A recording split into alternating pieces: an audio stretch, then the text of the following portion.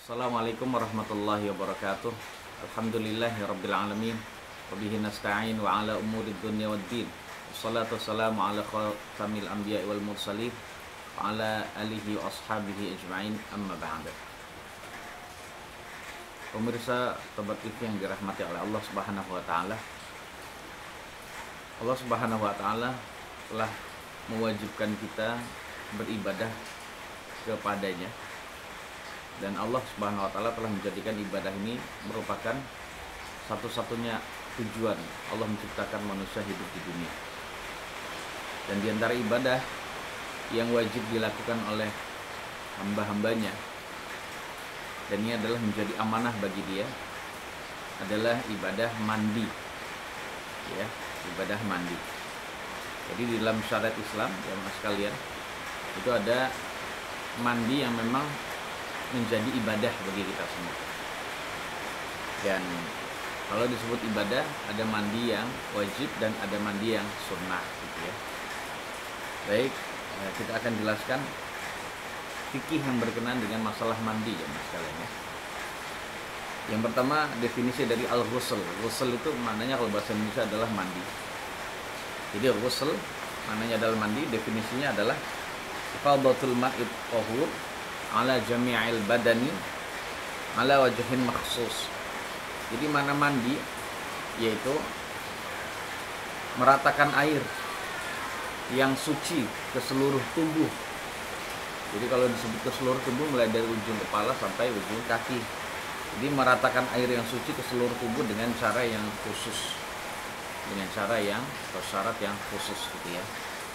Dan ini adalah definisi dari mandi ya mas sekalian. Mandi yang termasuk ibadah di dalam agama. Kemudian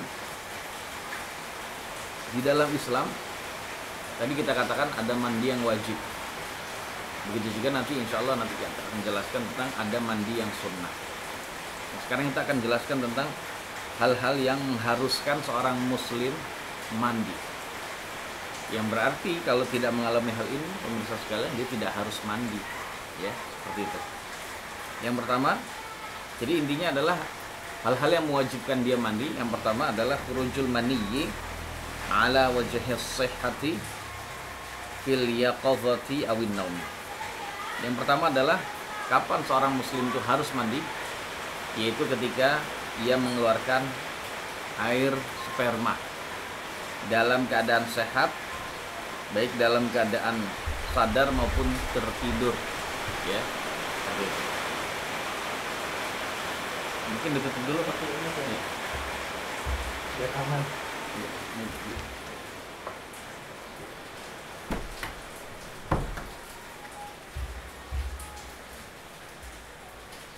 Artinya apa, pemirsa sekalian? Bahwasannya seseorang yang mengeluarkan sperma, maka dia harus mandi baik dia dalam keadaan tidur maupun tidak gitu ya. Yang penting dia dalam keadaan sehat. Penting dia dalam keadaan sehat. Ini berdasarkan firman Allah Subhanahu wa taala itu dalam surat Al-Maidah ayat 6, wa in kuntum junuban fatahharu. Dan apabila kalian mengalami junub, maka kalian bersucilah. Nah, cara bersuci bagi orang yang junub itu maksudnya adalah orang yang mengeluarkan sperma, yaitu dengan cara mandi. Ya, dengan cara mandi. Ya, seperti itu. Karena di dalam Islam kalau seorang mengalami keluar sperma, maka dia mengalami disebut hadas akbar. Jadi hadas akbar itu adalah batal yang besar yang mengharuskan dia mandi. Itu yang pertama, pemirsa sekalian ya. Seperti itu. Dan baik, sekali lagi kita katakan bahwasanya dia mengeluarkan sperma dalam keadaan dia tidur maupun tidak tidur. Pokoknya dia mengeluarkan sperma gitu ya. Dan juga berdasarkan sabda Nabi yang mulia, innamal ma'u minal ma'. Sesungguhnya air itu berasal dari air. Maksudnya sesungguhnya kewajiban mandi itu dikarenakan mengeluarkan air. Air di sini maksudnya air sperma gitu ya. Seperti itu. Kemudian Nabi juga bersabda kepada Ali, idza fadakhtal ma'a faghtasil. Ketika kamu memancarkan air, dia mengeluarkan air dari kemaluan dengan cara dipancarkan itu, atau maka saat itu maka kamu mandilah. dan lain-lain. Kemudian pernah juga seorang perempuan di zaman Nabi yang bernama Ummu Sulaim. Dia datang pada Nabi dan dia berkata, "Ya Rasulullah, innallaha la yastahi minal haqq." Wahai Rasulullah, sesungguhnya Allah tidak malu terhadap kebenaran. Ya, artinya kalau Allah nggak malu, maka hendaknya engkau juga nggak malu untuk mengatakan kebenaran, walaupun apa yang saya akan sampaikan ini adalah sesuatu yang membuat engkau malu. Hal 'alal mar'ati ghuslun idza hiya ihtamalat atau idza hiya ihtalamat, maaf. Jadi apakah seorang perempuan wajib mandi ketika dia bermimpi? Ya, ada seorang perempuan bermimpi berhubungan dengan laki-laki gitu ya. Laki-laki di dalam mimpinya gitu ya. Kemudian apakah dia harus mandi? Kemudian apa jawaban Nabi SAW? Beliau bersabda, "Na'am idza ra'atil ma'." Iya, dia wajib mandi ketika dia bermimpi. Dia wajib mandi ketika dia melihat air. Maksudnya saat dia bermimpi tiba-tiba, mohon maaf, kemaluannya basah. Kemaluan juga basah, berarti dia mengeluarkan air juga. Ya, dia mengeluarkan air juga. Air yang itu juga menjadi apa? Menjadi bahan pembentuk laki-laki nanti. Ya gitu ya. Bahan pembentuk anak nanti, mohon maaf. Jadi seorang manusia itu akan jadi ya. Seorang manusia itu akan jadi lewat air dari ayahnya dan juga air dari ibunya. Dan ini menunjukkan bahwasannya walaupun mimpi tapi tidak mengeluarkan air, maka tidak wajib mandi.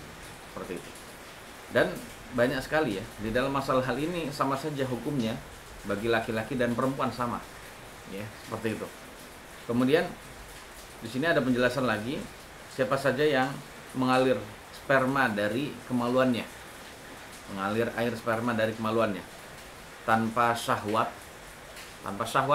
tiba-tiba keluar gitu ya, dikarenakan dia sakit atau kedinginan atau lainnya, maka menurut mayoritas ulama dia tidak wajib mandi. Saya ulang, dia sakit tiba-tiba keluar sperma gitu saja, keluar sperma tanpa ada syahwat ya, dikarenakan dia sakit atau kedinginan, maka dalam keadaan demikian itu dia tidak wajib mandi ya, seperti itu.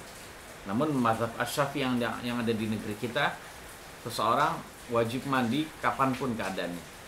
Kapanpun keadaannya. Dia mengeluarkan sperma dalam keadaan sehat maupun sakit, dalam keadaan tidur maupun tidak tidur gitu ya, terjaga. Kemudian apapun keadaannya, dia mengeluarkan sperma, maka saat itu dia wajib mandi. Kemudian pemirsa sekalian yang dirahmati oleh Allah Subhanahu wa taala, ini adalah termasuk kesepakatan para ulama ya, yang mengharuskan mandi disebabkan seseorang mengeluarkan sperma, khususnya ketika dia bersyahwat. Kalau tadi tidak bersyahwat, ya tentunya adalah khilaf ya, perbedaan pendapat di kalangan para ulama. Itu yang pertama. Jadi seseorang mengeluarkan sperma, baik dia mengeluarkannya dalam keadaan tidak berdosa maupun berdosa. Kalau tidak berdosa, contohnya dia mimpi basah. Termasuk juga diantaranya dia lagi sakit tadi ya, kedinginan, dia tiba-tiba keluar gitu saja. Kemudian baik dalam keadaan dia berdosa, mohon maaf ketika dia berhubungan dengan tangannya sendiri alias dia onani, maka itu termasuk perbuatan dosa. Karena hukum onani itu adalah berdosa dan dia wajib untuk mandi seperti itu ya. Baik dia baik nanti dia keluarnya, sekali lagi ya saya ulang, dia dalam keadaan berdosa maupun tidak berdosa, itu semuanya adalah wajib, mewajibkan dia untuk mandi.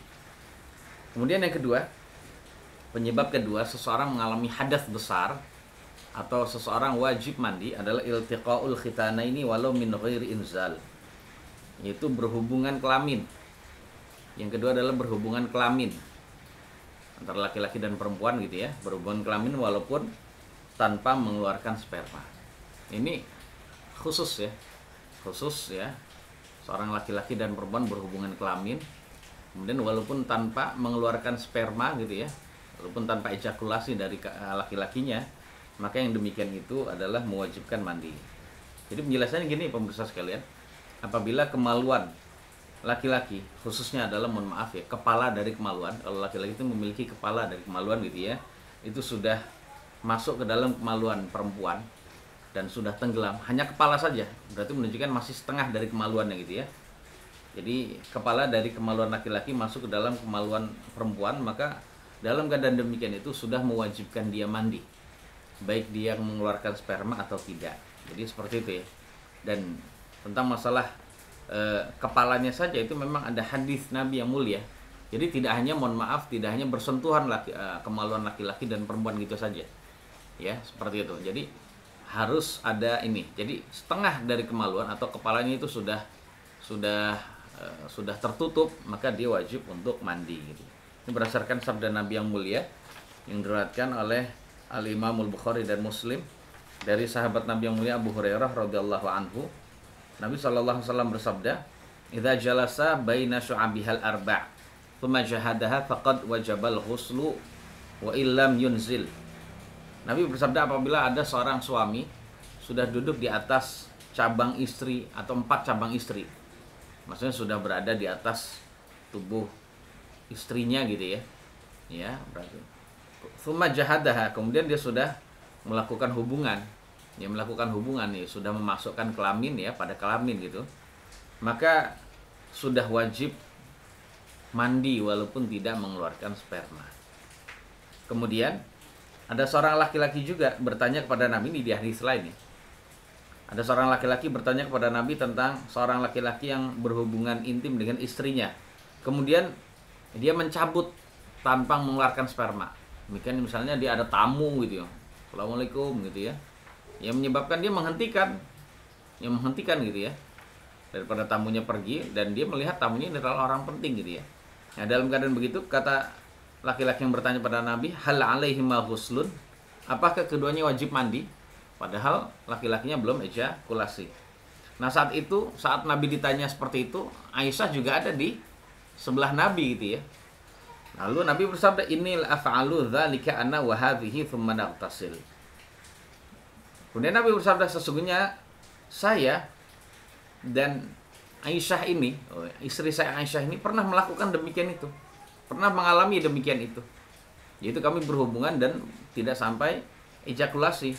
Kemudian kami mandi. Dan ini menunjukkan tidak ada perbedaan pendapat di kalangan ulama sampai hari ini ya. Kecuali orang yang memang tidak berilmu gitu ya. Yang menunjukkan bahwasanya seorang suami apabila berhubungan intim dengan istrinya gitu ya, dengan perempuan gitu, maka saat itu dia wajib mandi gitu ya. Jadi sekali lagi walaupun dia tidak keluar sperma, walaupun dia tidak mengeluarkan sperma. Jadi adapun hadis yang berbunyi innamal ma'u minal ma', sesungguhnya air itu karena air, maksudnya sesungguhnya sesungguhnya wajibnya mandi itu adalah karena mengeluarkan sperma, itu diperuntukkan bagi mimpi basah saja. Namun untuk berhubungan suami istri walaupun nggak keluar sperma, maka tetap wajib mandi. Dan ini adalah sekali lagi perbedaan pendapat. Tidak ada perbedaan pendapat di kalangan para ulama. Sebab di masa sahabat itu sudah sepakat ya, walaupun di antara para sahabat itu awalnya pernah berbeda. Ada yang berkata kalau belum keluar sperma hanya wudhu saja.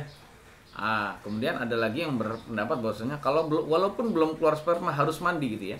Dan akhirnya keduanya sepakat gitu ya. Karena memang sudah bertanya kepada Ibunda Aisyah yang pernah mengalami demikian itu. Sehingga hadis yang berkenaan dengan masalah hanya mandi, hanya wudhu saja itu adalah hadis yang dimansuh. Wallahu a'lam bishawab. Baik, di dalam hal ini pemirsa sekalian, ini ada beberapa catatan. Yang pertama adalah apabila seorang suami ya menyentuhkan kemaluannya pada kemaluan istri tanpa dimasukkan, mohon maaf ya. Ini memang sesuatu yang memang agak ya kalau dibilang porno tapi bukan porno pemirsa sekalian, karena ini berkenaan dengan masalah ibadah gitu ya. Jadi tanpa dimasukkan, tanpa penetrasi gitu ya. Maka kita katakan walaupun bersentuhan tapi tanpa penetrasi maka tidak wajib mandi keduanya. Itu yang pertama. Yang kedua, ketika ada seorang laki-laki memeluk istrinya, memeluk di dalam tidur, dalam tempat tidur, dalam keadaan tidur maupun tidak gitu ya. Kemudian ya memeluk istrinya, kemudian dia memasukkan kemaluannya, mohon maaf. Jadi memasukkan kemaluannya yang kurang dari, jadi kepalanya itu tidak sampai menutup gitu ya, tertutup kepala kemaluannya itu tidak sampai tertutup. Kemudian ya dalam keadaan begitu, jadi hanya sebentar saja gitu ya. Kemudian ketika itu dia mengalami yang namanya orang bilang peltu, nempel langsung metu gitu ya. Ya, nempel kemaluan sedikit, udah dimasukin dikit baru udah langsung keluar. Nah gitu ya. Sedangkan sang istri belum mengalami apa-apa gitu ya. Maka saat itu ya bagi suami saja yang wajib mandi.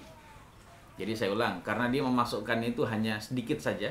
Jadi kepala itu belum sampai, kepala dari kemaluan itu belum sampai hilang. Belum sampai masuk ke dalam kemaluan gitu ya. Jadi baru nempel, kemudian tiba-tiba metu gitu ya. Orang bilang nempel metu. Ketika nempel di baris. Maka saat itu yang wajib mandi itu adalah suaminya saja. Wajib mandinya bukan masukkan itu. Tapi dikarenakan apa? Dikarenakan dia mengeluarkan sperma. Sedangkan sang istri tidak wajib mandi. Ya, hanya membersihkan saja sperma yang nempel di kemaluan itu. Kemudian ada lagi pemirsa sekalian catatan yang ketiga, apabila seorang laki-laki berhubungan intim dengan istrinya, kemudian sang istri mandi, ya seperti biasa mandi. Kemudian setelah sang istri mandi, pemirsa sekalian, keluarlah dari kemaluan sang istri spermanya suami. Saya ulang, spermanya suami mungkin yang tadi sudah masuk kemudian keluar lagi. Ya. Maka kita katakan bahwasannya perempuan tersebut tidak wajib mandi. Saya ulang. Jadi ketika perempuan habis mandi, kemudian kok masih mengeluarkan, sudah bersih gitu ya. Tiba-tiba dia mengeluarkan cairan dan itu adalah spermanya siapa? Spermanya suami. Nah, dalam keadaan demikian, maka karena itu adalah spermanya suami, maka dia tidak wajib mandi, ya seperti itu. Kemudian kalau dia tidak wajib mandi, tapi dia harus wudhu apa tidak? Nah, untuk lebih hati-hatinya dia tetap berwudhu. Intinya dia tidak wajib mandi, tapi ketika dia mau sholat dia harus berwudhu. Sebab ketika dia mengeluarkan sesuatu dari kemaluannya, maka dia disebut sebagai hadas ya, atau berhadas atau muhditsah gitu ya. Kemudian yang keempat, sekali lagi ya, di dalam masalah hal ini ini tidak melihat apakah suami dan istrinya itu masih kecil atau sudah dewasa. Dalam hal ini ya, pemirsa sekalian. Nah, dalam keadaan begitu, baik misalnya suaminya sudah dewasa, istrinya masih kecil, atau istrinya sudah dewasa, suaminya masih kecil. Ketika sudah berhubungan dan memenuhi syarat yang tadi kami sebutkan, yaitu memasuki kemaluannya, gitu ya, maka dia wajib mandi kedua-duanya, atau kedua pasangan itu wajib mandi ya.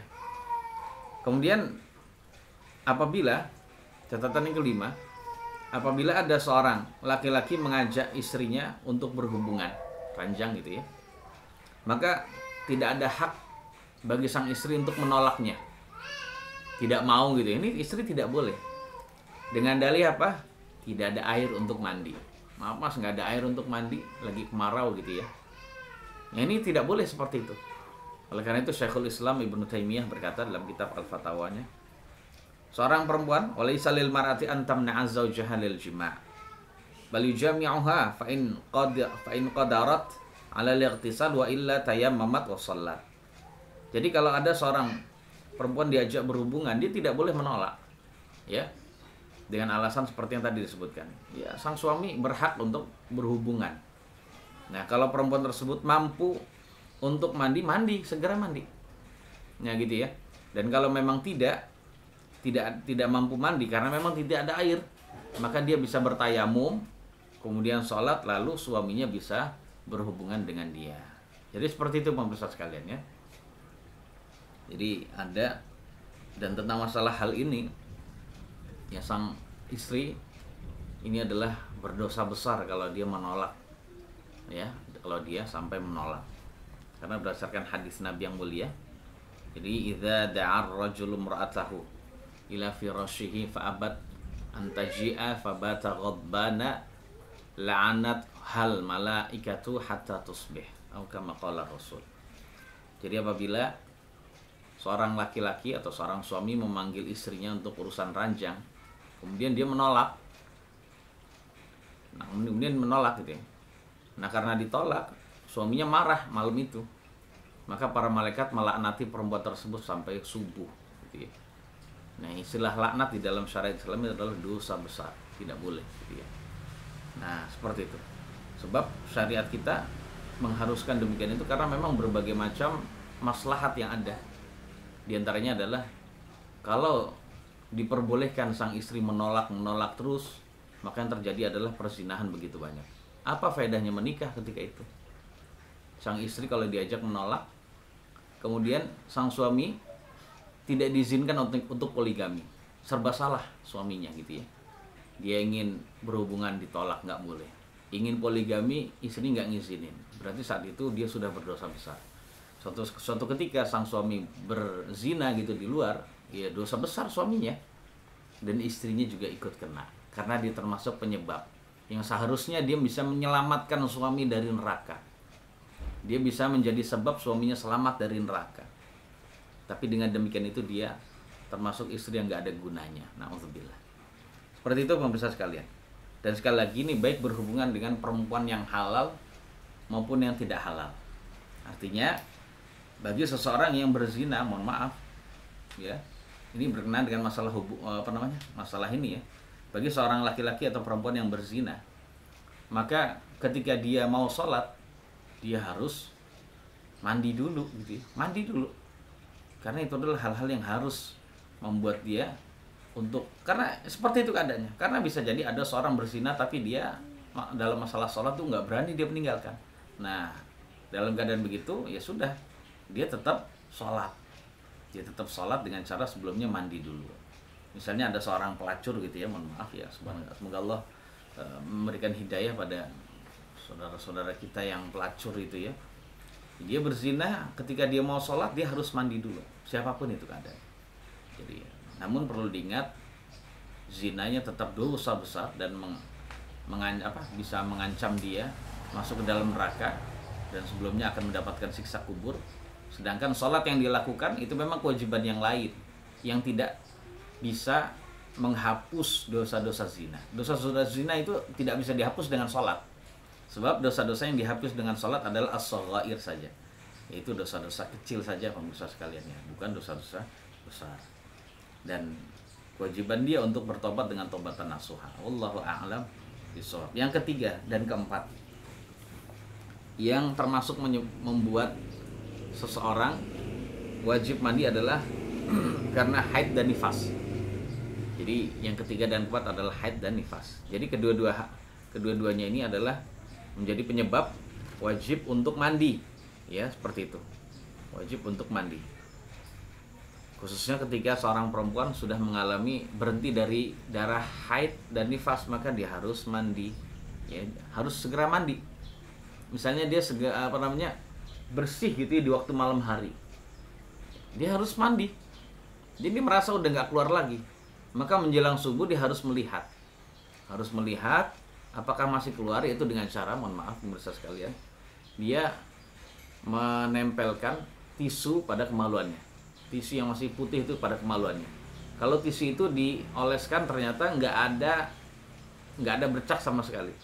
Jadi jadi keluar itu dalam keadaan masih putih, atau ada cairan namun ternyata cairan itu putih. Nah, atau sama sekali nggak keluar cairan sama sekali, ya, nggak keluar cairan sama sekali. Nah, maka dalam keadaan demikian itu dia wajib mandi, ya, wajib mandi. Jadi segera mandi. Jadi jangan nunda-nunda karena tahu nih masih haid, ya gitu ya, dia melalaikan itu malam-malam. Dia malam-malam dia merasa udah nggak keluar. Datang waktu subuh, suaminya aja yang bangun subuh gitu ya. Sedangkan dia tidak bangun. Bangunnya kapan? Bangunnya setelah matahari terbit. Setelah matahari terbit. Kemudian dia baru melihat, oh iya, udah nggak keluar. Baru satu dia mandi, ini dosa. Jadi berarti dia menunda gitu ya. Jadi intinya segera. Padahal saat itu dia sudah menjumpai suci. Maksudnya suci itu tidak keluar lagi dalam keadaan waktu subuh. Harusnya dia sholat subuh gitu ya. Ini adalah kesalahan besar bagi seorang wanita yang tidak segera mandi kalau memang sudah waktunya sholat. Dan ini adalah perkara yang tidak syak lagi. Seorang perempuan harus tahu kalau dia habis haid harus mandi. Sekali lagi, kalau dia habis haid harus mandi, ya seperti itu. Kalau sudah mandi maka dia bisa melaksanakan sholat dan juga bisa berhubungan dengan suaminya. Nah seperti itu ya. Kemudian dan tentang masalah, memang dalil-dalil yang ada itu menjelaskan tentang haid, gitu ya. Namun haid namun nifas itu disamakan dengan haid berdasarkan kesepakatan ulama, ya seperti itu. Kemudian perkara yang kelima yang mengharuskan mandi adalah Islamul kafir, yaitu seorang kafir yang masuk ke dalam Islam, seorang kafir yang masuk ke dalam Islam. Jadi kalau ada non muslim ingin masuk ke dalam Islam maka dia juga harus mandi dulu. Jadi seperti itu ya. Jadi ini bukan baptis, bukan ya. Jadi intinya dia harus mandi dulu. Setelah mandi, ya dia mandi dulu. Ya, oke, ingin mengucapkan 2 kalimat syahadat ya sudah. Bapak mandi dulu ya sebelum itu.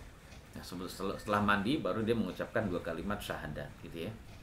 Ini berdasarkan pendapat mazhab dari Imam Malik, Imam Ahmad dan lainnya, gitu ya. Bahwasanya Nabi kita Shallallahu Alaihi Wasallam itu pernah menyuruh kepada Sumamah bin Utsal. Jadi Sumamah bin Utsal dia masuk ke dalam Islam, namun sebelum itu disuruh mandi dulu. Idhabu bihi ila haiti bani fulan famuruhu ayyaqtasil. Jadi pergilah kalian bersama dengan Umamah bin Utsal ini ke kebunnya Bani Utsal. Di sana ada air, gitu ya. Perintahkanlah dia untuk mandi di sana sebelum dia masuk ke dalam Islam. Begitu juga kisahnya Usaid bin Khudair. Ya, Islamnya Usaid bin Khudair yang dia ternyata juga masuk ke dalam Islam sebelumnya itu mandi terlebih dahulu. Ya, itu yang walaupun di dalam hal ini pemirsa sekalian itu perbedaan pendapat di kalangan ulama itu ada, gitu ya. Kalau di dalam mazhab Asy-Syafi'i di negeri kita, seorang yang akan masuk ke dalam Islam itu tidak harus mandi tapi dianjurkan saja. Tapi kalau dalam mazhab yang lain mayoritas itu berkata harus mandi. Wallahu a'lam bishawab. Sebaiknya kita sebagai hamba Allah Subhanahu wa taala hendaklah memilih yang berhati-hati, gitu ya. Kemudian yang berikutnya, kemudian yang keenam, menurut sebagian pendapat, ya, wajib juga mandi. Wajib juga seorang melakukan mandi ketika ingin melaksanakan sholat Jumat. Jadi setiap hari Jumat itu harus mandi. Ya, setiap hari Jumat itu harus mandi. Jadi siapa saja yang sebelum Jumatan nggak mandi maka dia berdosa. Sekali lagi dia berdosa. Ini menurut pendapat sebagian ulama. Sekali lagi ini adalah menurut ucapan dari para sahabat Nabi seperti Abu Hurairah, Ammar bin Yasir, Abu Sa'id Al-Khudri, gitu ya.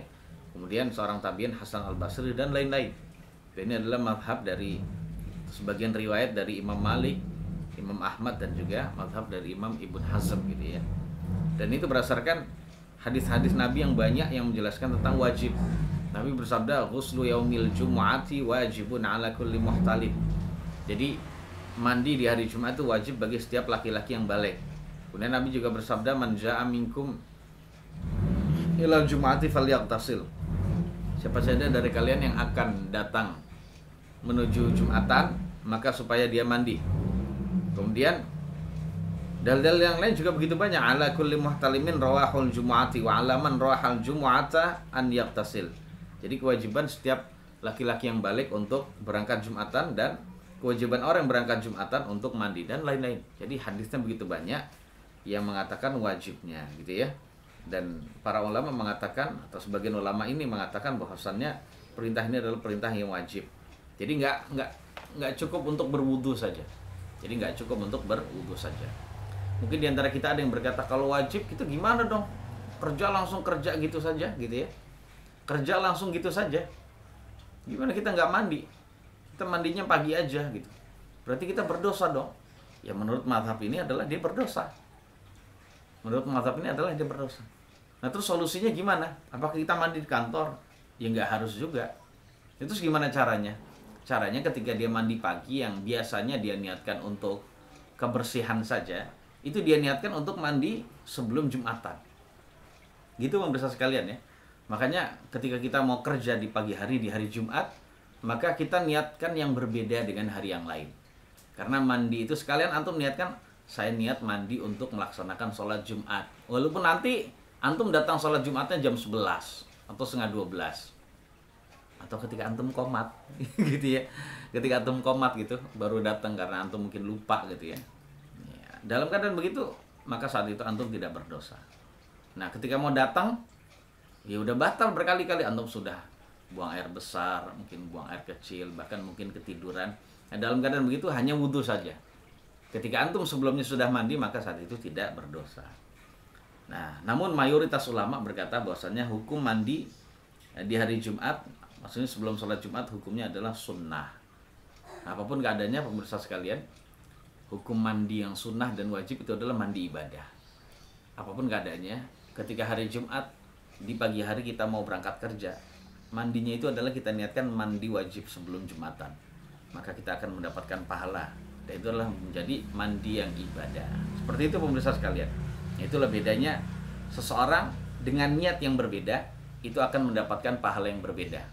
Jadi nilai mandi itu menjadi nilai mandi yang nggak hanya sekedar kebersihan, tapi menjadi nilai mandi ibadah dan dicatat sebagai pahala dari Allah Subhanahu wa taala. Tapi kalau tidak diniatkan mandi biasa karena memang aktivitas gitu ya, maka menurut yang mengatakan wajib kita berdosa. Tapi kalau menurut mayoritas ulama yang mengatakan itu hanya sunnah, maka tidak berdosa, tapi dia meninggalkan pahala yang besar. Jadi seperti itu. Kemudian yang terakhir, yang ketujuh, ya, termasuk yang mewajibkan seseorang mandi itu adalah kematian.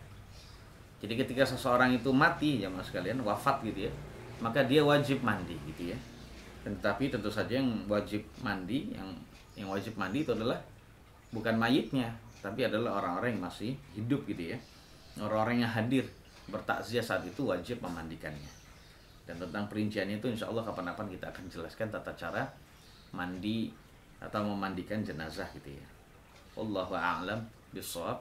Inilah hal-hal yang mewajibkan seseorang mandi, ya, mewajibkan mandi, dan apabila dia tidak mandi maka dia akan berdosa. Wallahu a'lam bishawab.